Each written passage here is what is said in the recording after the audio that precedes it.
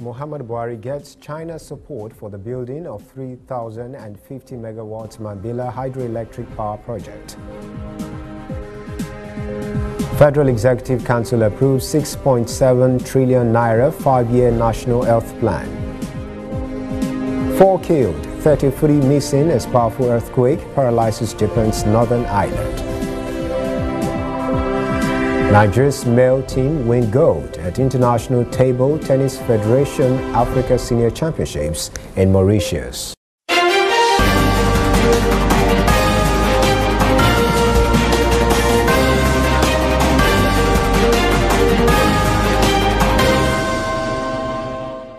This is ANN News. I am Rotimi Akintunde. President Muhammad Buhari has secured the support of Chinese President Xi Jinping for the building of the 3,050 megawatts Mambilla hydroelectric power project.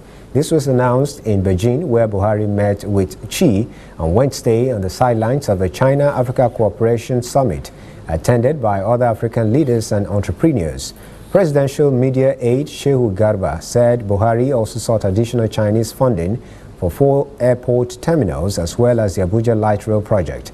The president, while celebrating the brotherly relationship between China and Nigeria since his visit to the Asian country in 2016, sought the support of the Chinese government for the Mambilla power project. Buhari also thanked China for accepting to support the international efforts to recharge the Lake Chad Basin, adding that inclusion of this project in the Summit's Action Plan 2019 to 2021 will go a long way in supporting efforts to rehabilitate and resettle the conflict-ridden Northeast region.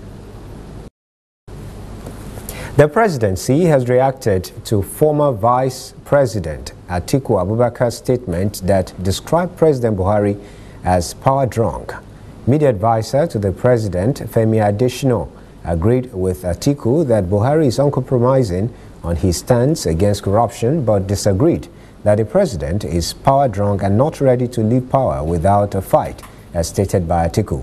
Adesina advised the former vice president to emulate Vice President Yemi Osinbajo's response to his recent statement on restructuring. He said the president is resolute in the determination to ensure that Nigeria diversified its mono-oil economy. An All Progressives Congress presidential aspirant, Christmas Apodiete, has sued the ruling All Progressives Congress, the Attorney General of the Federation, the Independent National Electoral Commission, the People's Democratic Party, and other registered political parties over the high cost of their nomination fees. The presidential aspirant is asking the court to restrain the APC and PDP from going ahead with the scheduled primaries.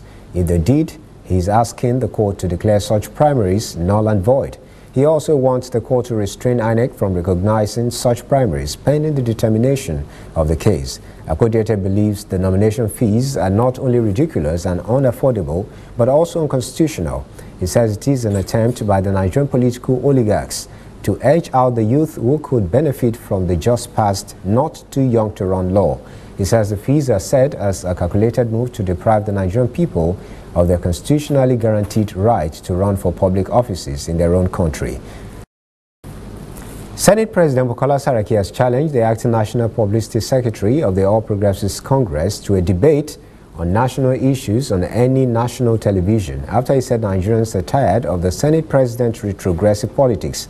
All Progressives Congress had lashed out at the Senate President, saying Nigerians have become tired of his brand of politics. But Saraki took a swipe at the APC, saying the party and its leaders were already scared of him emerging as PDP's presidential candidate.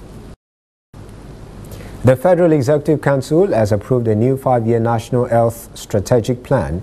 The scheme will gulp 6 trillion naira. Health Minister Professor Isaac Adewale said the health sector plan involved the 36 states and the Federal Capital Territory. He said the previous plan covered up to 2015, while the new plan would cover 2018 to 2022. He said the 5-year project, if funded and implemented faithfully, would achieve a 1/3 reduction in maternal mortality. Adewale said the new plan had been re-engineered to cater for the failings of the first plan, which he noted was only able to achieve about 2 of its 52 targets. The Ajaokuta Steel Company and other international customers are now owing the power sector 12 billion naira. First quarter report of the Nigeria Electricity Regulatory Corporation (NERC) shows that payment had not been received for invoices sent to the customers. The commission said the federal government has continued to engage governments of neighboring countries to ensure they pay for electricity they purchased from Nigeria. Analysts say the financial illiquidity remains the most significant challenge affecting the industry's sustainability. Borno State government has confirmed 14 persons dead following an outbreak of cholera. State Health Commissioner Haruna Mishelia says the deaths are suspected to be from acute watery diarrhea (AWD), currently afflicting the state. He said 250 cases have been treated so far. Last week, more than 1,000 persons were reported to be suffering from the disease.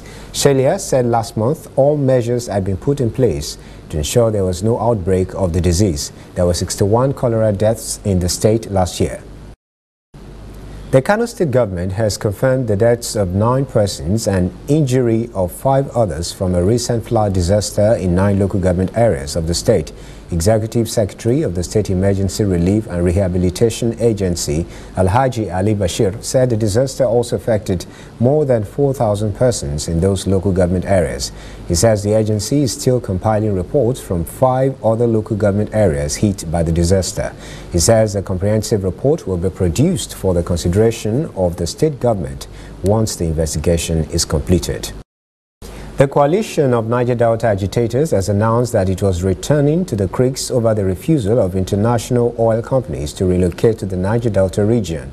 Militant groups leaders that make up the coalition warned in a statement that companies that fail to relocate their headquarters to the Niger Delta before December must stop operations or, quote, be ready to face the consequences, end quote. The coalition said it had played its part by holding on to its pledge to stop violence. He said if hostilities should resume, agitators will force national oil production to 200 barrels per day within a month. The militants also described the refusal by President Muhammadu Buhari to sign the Petroleum Industry Governance Bill into law as an attempt to forcefully control the Niger Delta resources by proxy. The coalition condemned what it described as an unwarranted invasion of the house of elder statesman Chief Edwin Clark, adding that the aim was to assassinate Clark for championing the cause of the Niger Delta people. The World Bank has announced an additional $600 million for projects in the Lake Chad Basin region devastated by Boko Haram terrorists. The bank made the announcement at the Berlin Conference on Boko Haram Crisis, organized in association with the United Nations by the governments of Nigeria, Germany, and Norway. African Development Bank (AFDB) and Islamic Development Bank also respectively support the Lake Chad Basin region with grants and concessional loans. The conference is reported to have raked in about $2.5 billion in pledges and concessional loans, with Germany, the host country, pledging more than $300 million and Norway $125 million. Coming up, major events around Africa. Rwanda's opposition wins parliamentary seats for first time. And later, powerful earthquake paralyzes Japan's northern island.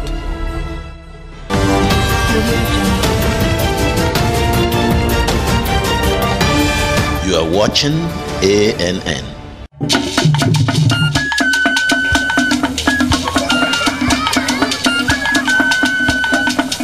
Are you sure you want to do this?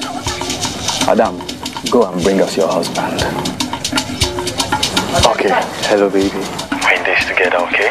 Can you hear me? Keep coming forward. Wait, stop. You okay, lean to your right. Keep walking down. Keep walking to the left. Yes. You're almost here. Keep going. You are here. Wow, you did it. I'm just so glad I didn't have to use my cane to do this. And I am so glad no other man got you before me. Let me be your eyes. We will never stop working to give you a network you can rely on, so you can enjoy life's special moments. MTN, everywhere you go.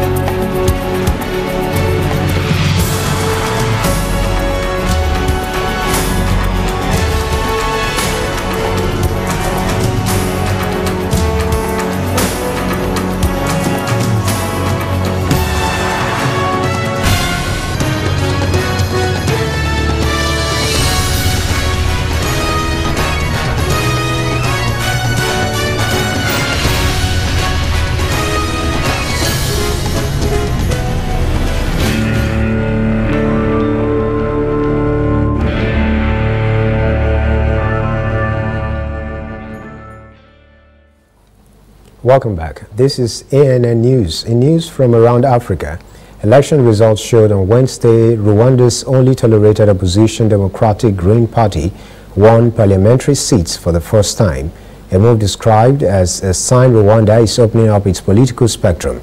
The ruling party Rwanda Patriotic Front, RPF, declared the results of Monday's election proved that the country is a democracy. RPF has a dominant majority. Officials of the Electoral Commission told a news conference on Wednesday 2 candidates from the small opposition had been elected. Some 365 candidates registered from 5 political parties and a few independents contested the election, the commission said. Paul Kagame's ruling RPF won 40 seats together with smaller allied parties.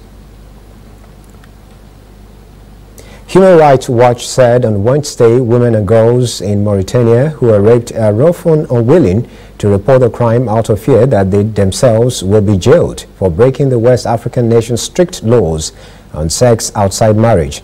In a report based on interviews with dozens of rape victims, NGOs and government officials, the rights group said Mauritanian law as well as family and police hostility strongly discouraged them from denouncing their attackers. It said the country's legal codes does not define rape or address the notion of consent, and victims who cannot prove the assault risk being charged with zina or sex outside marriage. The group's director for North Africa and the Middle East, Sarah Leo Whitson, said women and girls should not run the risk of jail or further stigma for reporting sexual abuse. Passengers on board an ASL flight from the Algerian city of Oran to southern France were scared by a sick child thought to have cholera on the flight. The regional emergency service said the child was among more than 100 passengers on the flight who were kept on the plane for about an hour after it landed. The child was taken to hospital for tests with a mother and other relatives. Passengers were eventually allowed off after disinfecting their hands. Algeria was hit by its first cholera outbreak in over 2 decades last month. The Algerian Health Ministry said in a statement that the weekend 2 persons have died and dozens more being infected since the outbreak began. More than 400 migrants from across West Africa have been rescued in the last 2 days in the desert in northern Niger. The International Organization for Migration said search and rescue teams found the migrants in 2 groups at the desert border town of Asamaka in the latest recovery of migrants from the frontier region near Algeria. IOM did not specify whether they had been pushed back across the border from Algeria following previous claims by right groups that migrants were dumped in the remote region. Some 350 persons from 13 countries, including Mali, Guinea and Senegal, were found in Asamaka on Monday after arriving on foot overnight. The organization said most of them had been taken to a transit camp where they could receive food, water and medical assistance. A further 90 were rescued on Tuesday. 2 Burkina Faso soldiers have died and 6 wounded on Wednesday when a roadside bomb struck their vehicle. Security sources said the attack in Kabonga was the latest where Islamists used an improvised explosive device against soldiers or police. A similar strike a week ago killed 7 persons when soldiers and gendarmes sent to reinforce a police station were attacked in the restive town of Pama. A security source said the latest blast targeted a mine clearance team that was also headed for Pama to search and neutralize explosive devices planted by jihadists who have infiltrated the area in recent months. Attacks have become regular in Burkina Faso where Islamist unrest is gaining ground. The U.S. State Department has now named Group to Support Islam and Muslims GSIM and Al-Qaeda affiliate as a terrorist group cutting off its funding and blocking U.S. citizens from doing business with it. The department said in a statement the group has claimed responsibility for numerous attacks and kidnappings since it was formed in March last year. It said Nusrat al-Islam wal Muslimin JNIM was responsible for an attack in June last year at a resort popular with Western expatriates outside Mali's capital Bamako, as well as attacks on Malian troops and coordinated attacks in the capital of neighboring Burkina Faso 7 months ago. The department's coordinator for counterterrorism, Nathan Sale, said, quote, "These designations are part of our continuing efforts to squeeze Al-Qaeda's finances, denying it the resources it needs to carry out attacks," end quote. A fire in a high-rise building in Johannesburg, South Africa is continuing to burn a day after it started. Authorities said on Thursday it could be spreading 3 firefighters had died on Wednesday trying to put out the blaze. One firefighter fell to his death while battling the fire, while the other 2 were found inside the building. Officials said 13 people who were working in the building were admitted to hospital. The fire broke out on the 23rd floor of the building in downtown Johannesburg and was apparently caused by an electrical fault. When we return, international news, and later, Nigeria's male table tennis team win gold at ITTF Africa Senior Championships in Mauritius.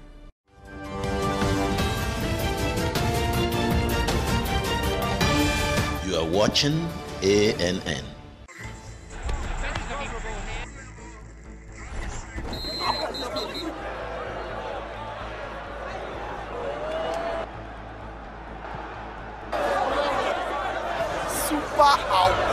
MTN gives 2,000% bonus for reactivating your MTN SIM.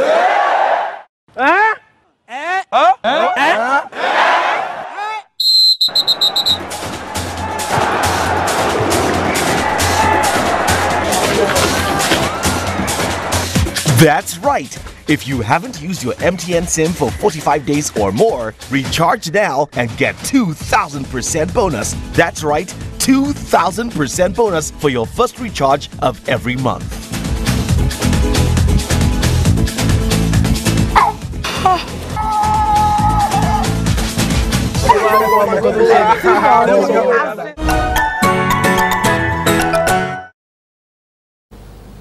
In international news, barely 24 hours after Typhoon Jebi hit Osaka area of Japan, another natural disaster has struck northern island of Hokkaido, increasing the chaos that has hit the country. At least 7 persons were killed when a magnitude 6.7 quake struck, causing landslides that buried a large number of homes. More than 150 persons were injured by the quake, mostly in Sapporo. Dozens are missing in Asuma, where 4 of the deaths occurred. Hokkaido Electric Power says nearly 3 million houses lost power. A main power station lost operations, affecting other side. Prime Minister Shinzo Abe says more than 4,000 soldiers have been deployed to help with rescue operations, and the number could rise to 25,000 if needed. The United Kingdom and France say they have reached an agreement on the principles of a deal over a fishing dispute that has led to recent violence. French fishermen have accused the British of unfairly catching scallops in the Baie de Seine during the summer, when French boats are banned from doing so to protect shellfish stocks. The Department for Environment, Food and Rural Affairs said the agreement is subject to a reasonable compensation package. The details will be defined in Paris on Friday. Before that, there is a voluntary agreement for all UK vessels to respect the French closure period in the Baie de Seine. British diplomats are planning to confront Russia later as the United Nations Security Council discusses the Salisbury Novichok attack. Britain has called the meeting to give an update to the council members on the investigation into the attempted murder of former spy Sergei Skripal, his daughter Yulia, and police officer Nick Bailey. This comes a day after 2 men suspected to be Russian spies were named as the prime suspect in the Salisbury attack. Prime Minister Theresa May said Alexander Petrov and Russian Bosharov were intelligence officers and that the attack has been approved at a senior level of the Russian state. The Kremlin has denied any role in the poisoning of the Skripals. The United States could impose tariffs on half of all Chinese goods entering the country by the end of the week. President Donald Trump's proposed tariffs on $200 billion of Chinese goods could go into effect as soon as Friday, when a public comment period on the taxes conclude. It is unclear whether the new tariffs will be set at 10 or 25%. China is the United States' largest trading partner. Beijing has retaliated at each step of the way. The U.S. has sought public comments on the proposed list of goods that will be affected by the tariffs. Public hearings were held during the last 2 weeks in August, and American businesses were allowed to submit written documents on the proposal.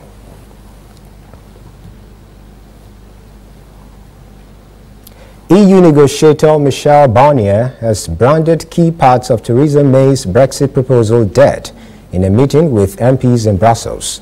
The remaining prominent supporting MP made the claim in a robust exchange with Brexit Secretary Dominic Raab, who warned Kinnock against being used as part of a pressure exercise on the government. Barnier has made it clear that Chequers is completely unacceptable to the EU. Kinnock explained how Barnier had opposed the Prime Minister's plan for post-Brexit customs arrangement and regulatory alignment on goods but not services. Up next, sports. We will be talking table tennis. Stay with us.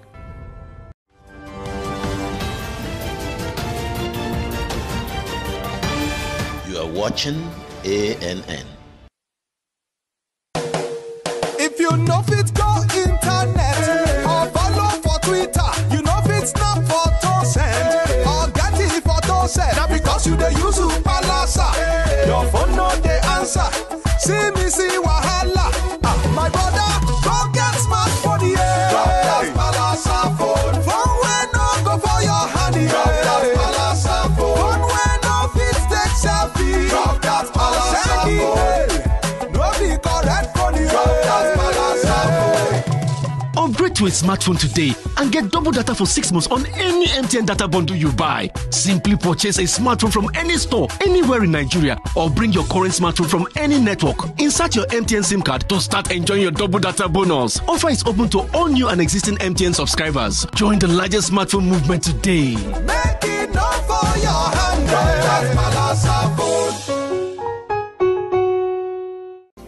I am Lucy Adeyemi. I am Rotimi Akintunde. I am Olajumoke Olatunji. We bring you the news On ANN News. business,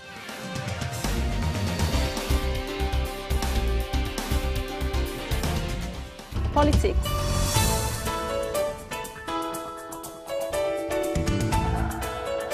Global News. Watch ANN News. In a truly African spirit. Welcome back. This is ANN News. In sports, Nigeria table tennis men's team won gold in the final of the ITTF Africa Senior Championships in Mauritius. Quadri Aruna and Segun Toriola recorded wins in their respective games over Egypt to hand Nigeria 3-1 win in the final of the men's team event. In the women's category, Nigeria lost 3-1 to Egypt in the final of the competition. Kenya's national soccer team coach Sebastian Mugnu says his side is under pressure to win as he takes up his first assignment with the Harambee Stars when they face Ghana's Black Stars in Nairobi on Sunday. Mugnu takes charge of the national team in a major competition for the first time, and he has expressed satisfaction at the players' fitness and motivation ahead of the important match. Kenya needs maximum points against Ghana, who are top of Group F.